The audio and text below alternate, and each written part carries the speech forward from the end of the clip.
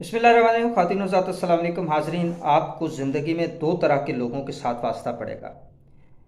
एक किस्म वो है कि जब भी आप कोई काम करने लगेंगे तो वो आपको बताएंगे कि ये काम बड़ा मुश्किल है, ये आप नहीं कर सकते, हालात ठीक नहीं है, मार्केट ठीक नहीं है, उसने भी किया था वो भी नाकाम हो गया, उसने भी किया था वो भी नाकाम हो गया, इस काम में तो कामयाबी नामुमकिन ही है, इसलिए छोड़ें इस काम को, इस काम में आप कामयाब नहीं हो सकते। वो आपको फ्रस्ट्रेटेड करेंगे, डिसअपॉइंटेड करेंगे, मायूस करेंगे। आपको कभी नहीं बताएंगे कि हाँ, अगर आप ये काम करें तो इसमें ये इन्स एंड आउट्स हैं, ये प्रॉस एंड कॉन्स हैं, अगर ये प्रॉब्लम्स आए, ये सेटबैक हुआ तो आपने उनको कैसे ओवरकम करना है, वो आपको कभी नहीं बताएंगे।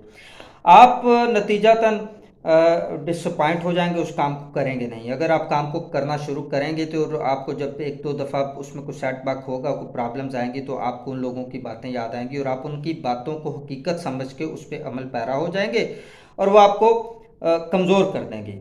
तो फिर आप ज़िंदगी में कोई काम नहीं कर सकेंगे।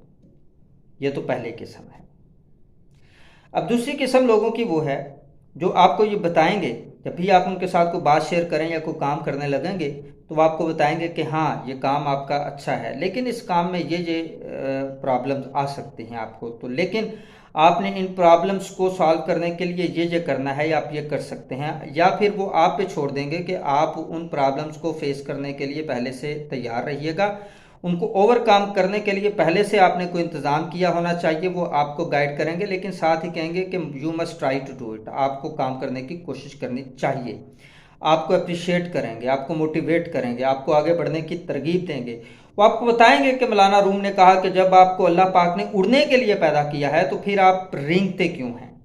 वो आपको बताएंगे किसी मुफक्कर की ज़ुबान में, किसी मुफक्कर ने जैसे कहा कि अगर आप उड़ नहीं सकते तो आप दौड़ें, अगर आप दौड़ नहीं सकते तो आप पैदल चलें, आप पैदल नहीं चल सकते तो आप रेंगें, लेकिन आगे बढ़ें।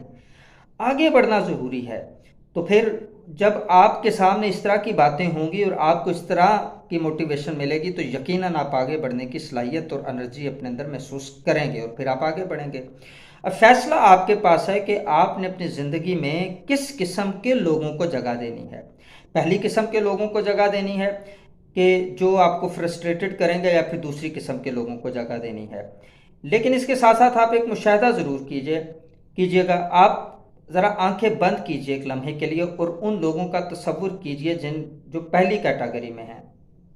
फिर उन लोगों का तसव्वुर कीजिए जो दूसरी कैटेगरी में हैं, आपकी ज़िंदगी के साथ जुड़े हुए हैं वो लोग। और जब आप उन दोनों की लिस्ट बना लेंगे तो फिर आपको पता चलेगा कि पहली किस्म के जो लोग हैं उन्होंने ज़िंदगी में खुद कभी कोई अच्छा काम नहीं किया, उन्होंने खुद कभी कोई रिस्क नहीं लिया, उन्होंने खुद अपने वसाइल के मुताबिक उस तरह से आगे बढ़ने की कोशिश नहीं की।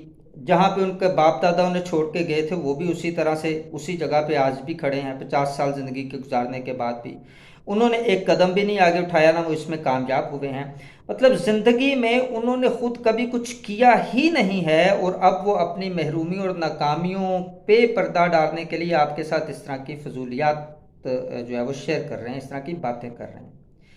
अब जब आप दूसरे लोगों का तसव्वुर करेंगे तो आपको यकीनन उन लोगों की लिस्ट मिली होगी कि जिन्होंने खुद कम वसाइल के साथ आगे बढ़ने की कोशिश की, मुश्किलात फेस की, सेटबैक्स को फेस किया, लेकिन आगे बढ़ते चले गए, बढ़ते चले गए, बढ़ते चले गए और आखिरकार वो अपने माजी के कंपैरिजन में हाल में मौजूदा दौर में वो बहुत ज़्यादा सक्सेसफुल हैं।